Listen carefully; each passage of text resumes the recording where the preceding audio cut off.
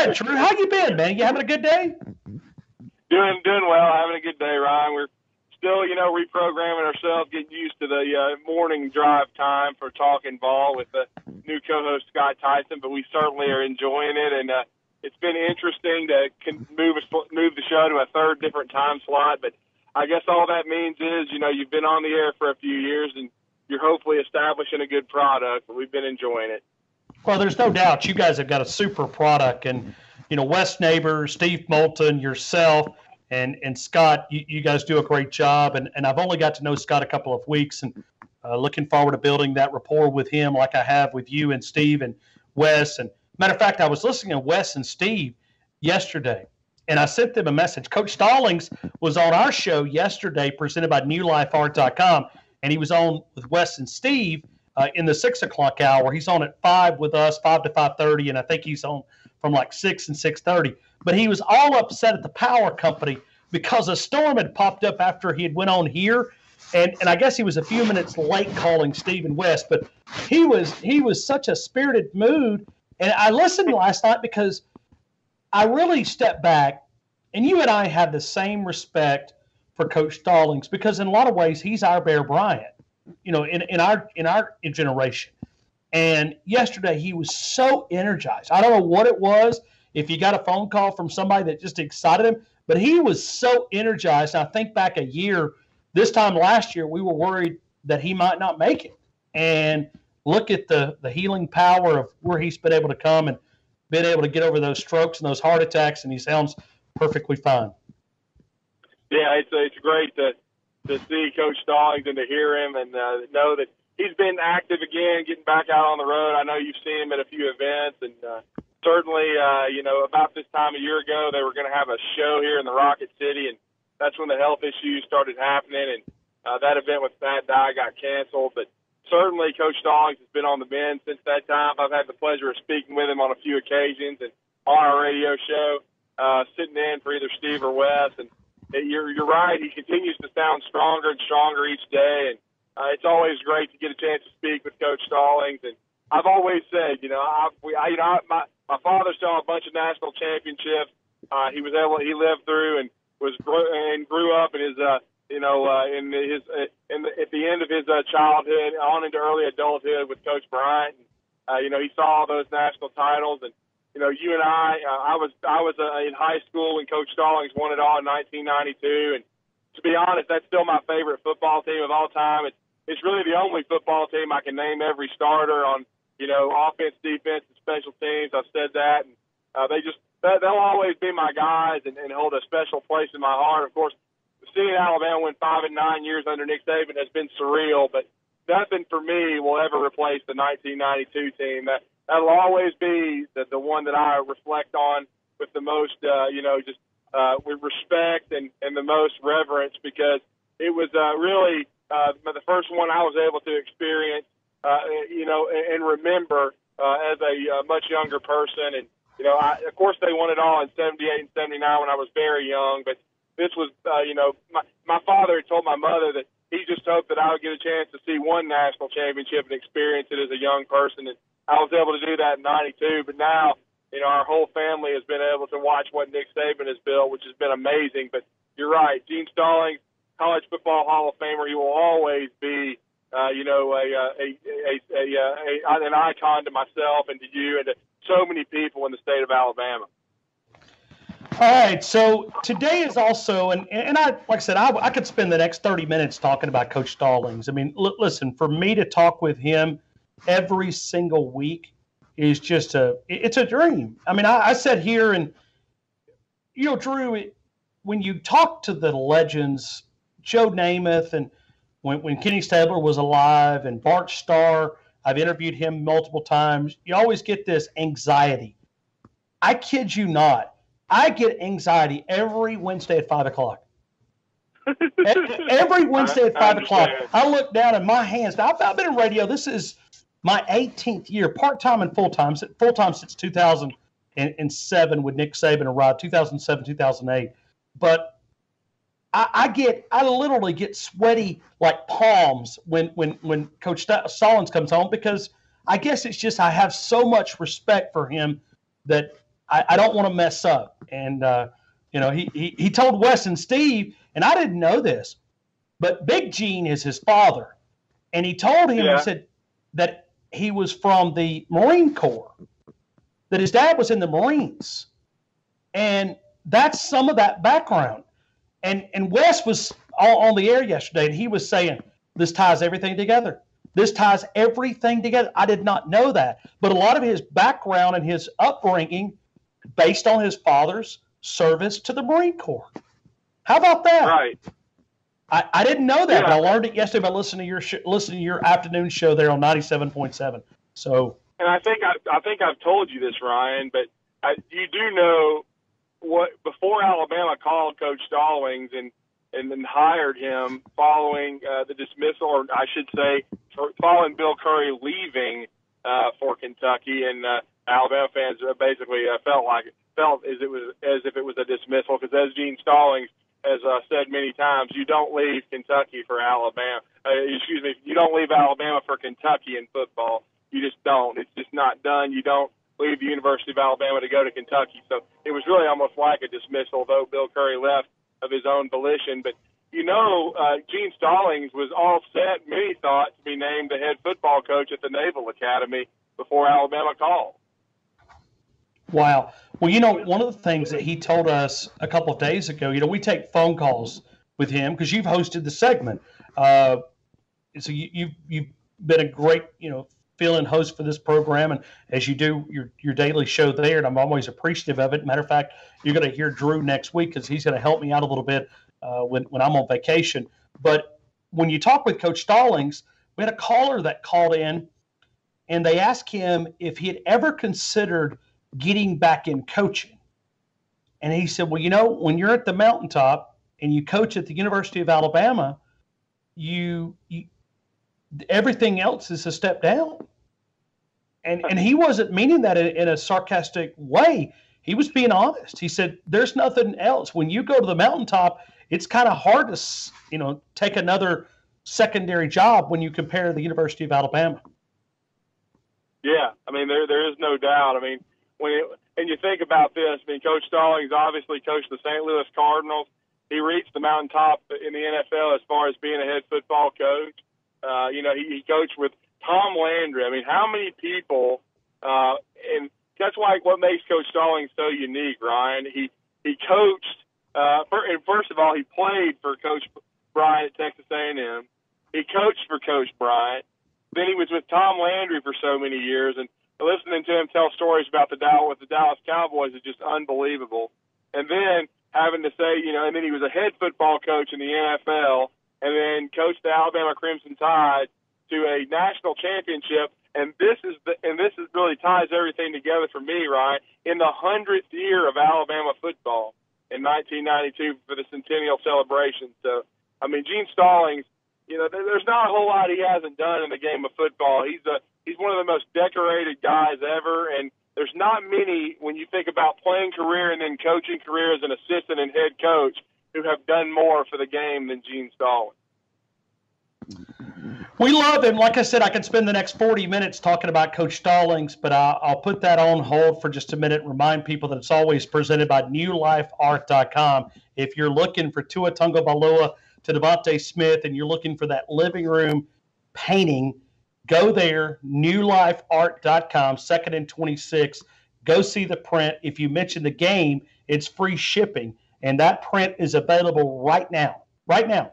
newlifeart.com, 2nd and 26, Tua Tagovailoa there. And Coach Stallings proudly presented by Daniel Moore and the great gallery there.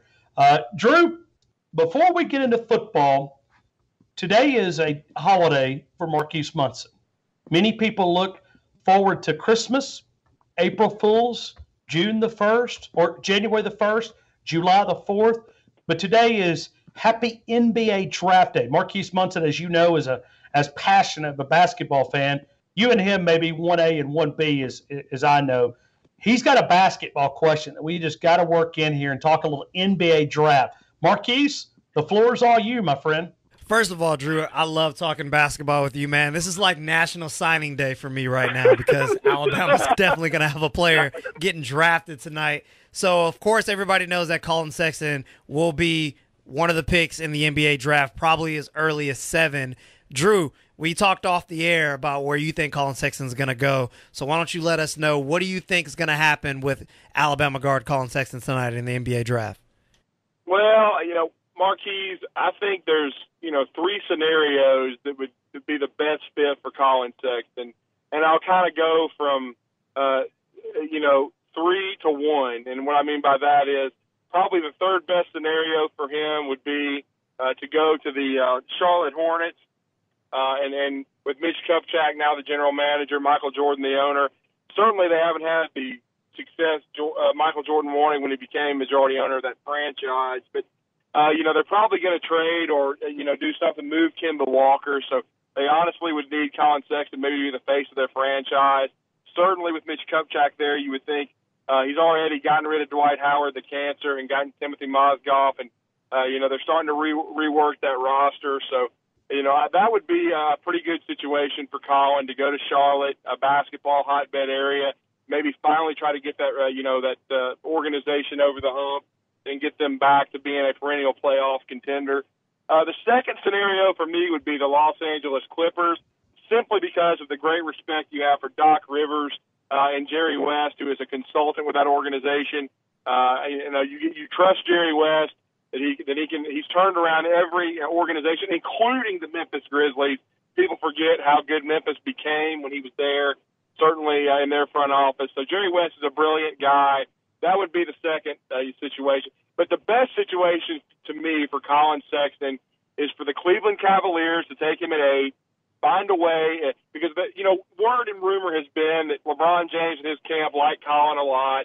That would maybe start the process of trying to convince LeBron James to stay in Cleveland. And then for me, they have a stretch 4 in Kevin Love, but there's another free agent out there. He's a native of the state of Alabama. He may be a little nuts, but if you remember back in the day, Dennis Rodman, the perfect situation for Dennis was to go to Chicago under Phil Jackson, Michael Jordan, Scottie Pippen, and fit perfectly into that organization.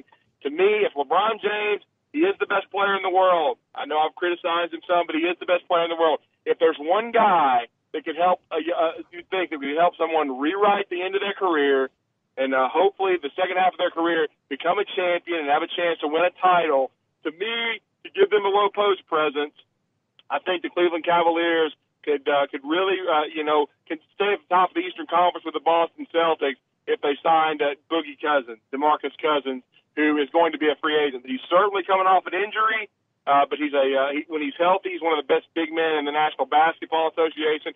And if LeBron James could not get Boogie Cousins to walk a straight line, then nobody could. So I think we're seeing what happens tonight. I think the best situation for Collin would be Cleveland.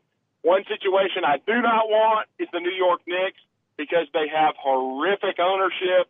And until James Dolan somehow sells this basketball team, I don't see the New York Knicks ever being relevant. It's a lot of excitement surrounding Alabama basketball. And, Drew, before I pass it back to Ryan, because he's sick to his stomach right now. No, I'm not sick at my stomach. I'm just asleep. So, Drew, let me give you a fun fact about this NBA draft. The last time Alabama had a first-round pick was Gerald Wallace back in 2011 or 2001. Now, the last time Auburn had a player drafted in general was 2001. So, in any event, we'll still get a player drafted more than Auburn, because Auburn hasn't had a player drafted since 2001. Yes, you're right. 2001, Gerald Wallace to the Sacramento Kings in the first round. Have not had a lottery pick since Antonio McDyess in 1995, went number 2 overall to the Los Angeles Clippers, and thank the Lord he was traded to the Denver Nuggets and went on to a very good pro career. But all these streaks should end tonight. It's going to be a great night for Alabama basketball, and hopefully we'll signal now a new era with Avery Johnson going into his 4th season, where Alabama Marquise will have many more players move on to the National Basketball Association. And shout out to Collin Sexton for getting Alabama basketball some mainstream attention, because he was on Jimmy Fallon last night. So with the Alabama jersey. So congratulations to Collin Sexton on doing that. Mainstream Alabama basketball. I love it. Ryan, you should too. Absolutely. No, I love it too. I mean, you talk about Gerald Wallace, and it brought back a lot of memories coming out of Childersburg High School there. And when he committed to the University of Alabama and had a chance to go from there to the Sacramento Kings, I was a Lottie Divac fan. I mean, I always enjoyed watching him play, and I don't know, there's something about the way he carried himself. I know you're being a Lakers guy. You're probably not going to like my Sacramento Kings, but I did pull for the Sacramento Kings growing up, and I'm not going to let that was one of those rivalries that scared me the most with Divac, and they had Chris Webber, Mike Bibby. Like, that was a scary team. It was good. It was good days, and but you look at Gerald Wallace, and the guy played above the rim, man. I mean, in my, I guess, days, and people are going to think crazy. I'm sure people can think about other players, but I guess he was the best guy that dunked the football. Here, see, I've got this football that dunked the basketball that I've ever seen in Coleman Coliseum. I mean, he's right up there. This guy could fly. I mean, he could jump out of the gym. Well, he could, but I will say probably the most athletic kid I've ever seen play at Alabama was Antonio McDyess. People only got a chance to see him for 2 years, and he was really just starting to scratch the surface when he left. And there's also nobody that's a nicer guy. I mean, he was a great guy. Gerald went on to, as you said, he's an above the rim guy. He played hard. He went on he played 15 plus years. The one great thing about most of these Alabama guys, including an undrafted guy like Alonzo G, is most of them stick. They play several years in the National Basketball Association.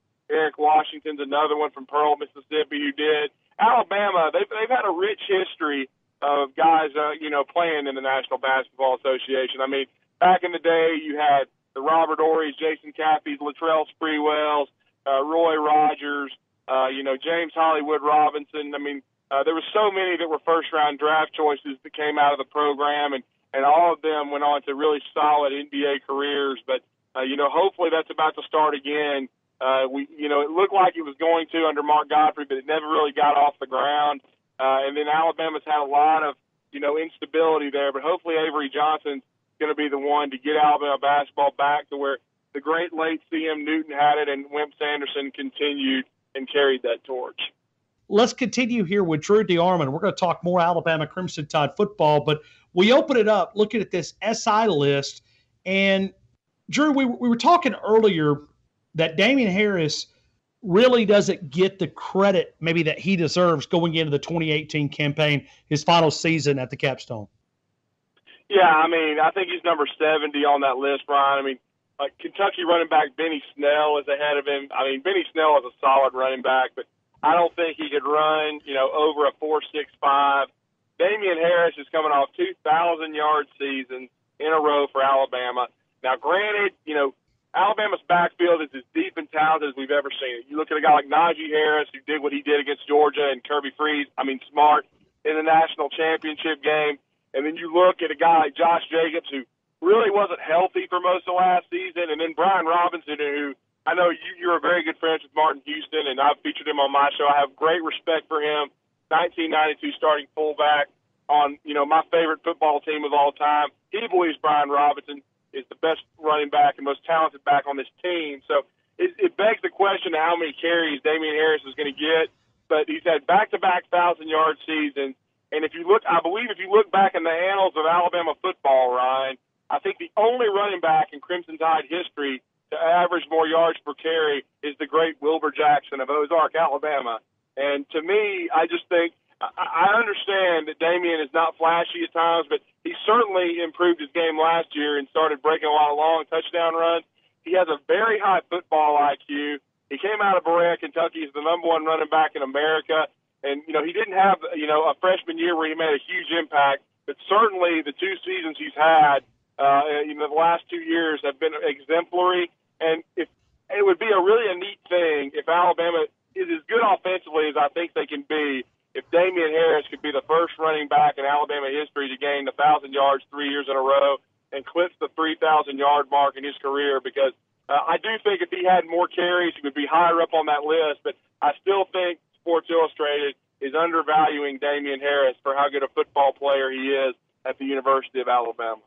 But let's go back here. I'm just trying to be the devil's advocate because I do like Damien Harris, but it also, if you go back, and Lord knows I'm not trying to go here, but it seems like we always go back to the quarterback conversation, but he just did not get enough touches.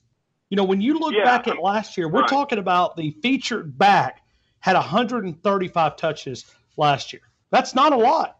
It's really not. But when you think about that, Ryan, he still averaged nearly 7 yards per carry and had 1,000 yards. I mean, that's amazing, considering he only got 135 carries. But that's another reason why I think he has a chance to be the first back to get 1,000 yards 3 years in a row, because the last 2 years, Jalen Hurts has been the leader in carries for the University of Alabama. I don't expect that to happen this year. Certainly Tua Tagovailoa will be used as a runner in some cases, but I do think all the running backs are going to get more touches now because I think Tua will be the QB. It will be a balanced offense. I was just watching the national championship game again yesterday, Ryan, and was just marveling at all the touches everyone was getting and just marveling at the way, Najee Harris ran the football.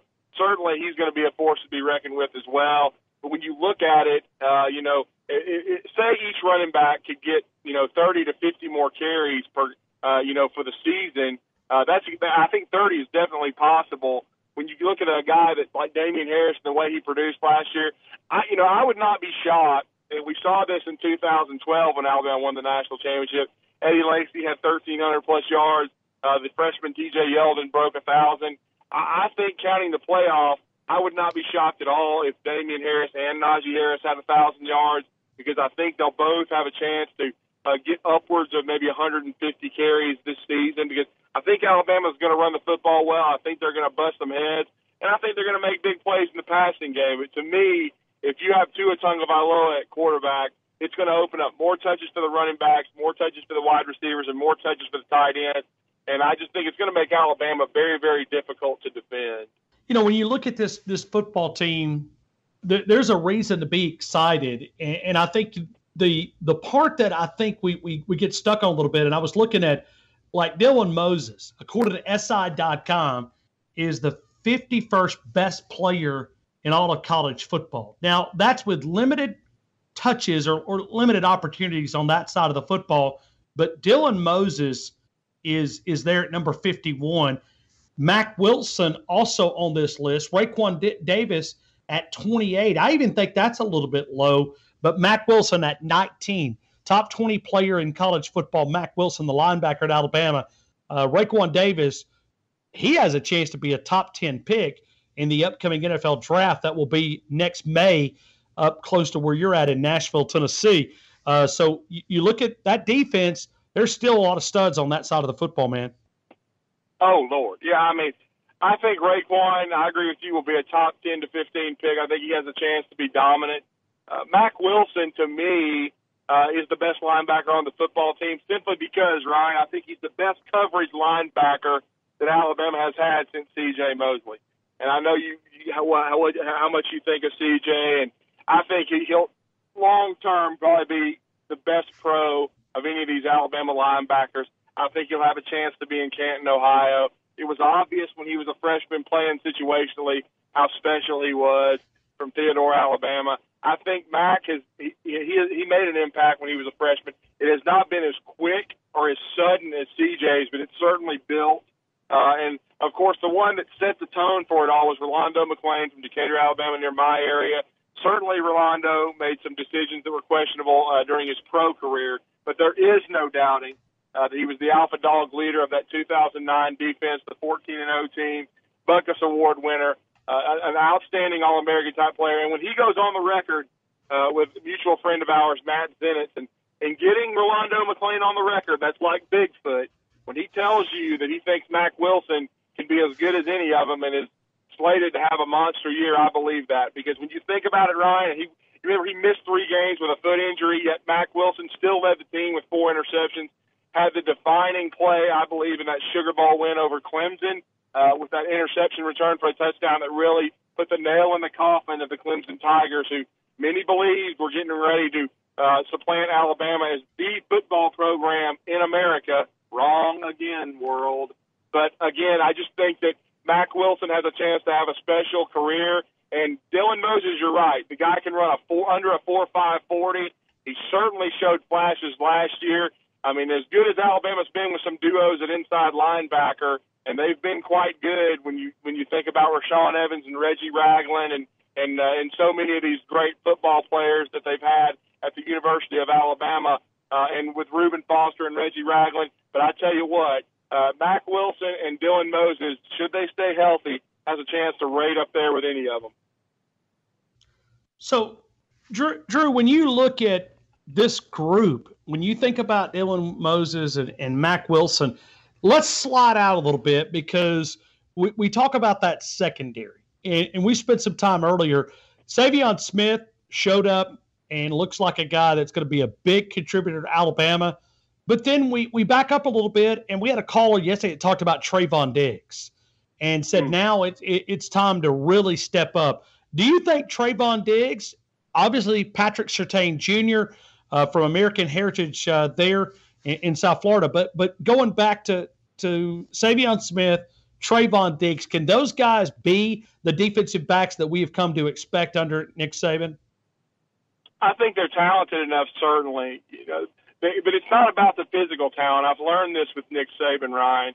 It's about being able to mentally process everything, not be mentally tough, and not make errors. And I think that's one reason why next to George Teague and Antonio Langham, who I will never probably ever see a duo better than that. Those two guys on the 1992 national championship team. But I believe this coming off of this last season, we saw the second best duo I've ever seen at Alabama at corner. I think they were both underrated, and of course I'm talking about Anthony Averett and my boy Levi Wallace. And I think that duo was very good. I expect them both to play in the NFL.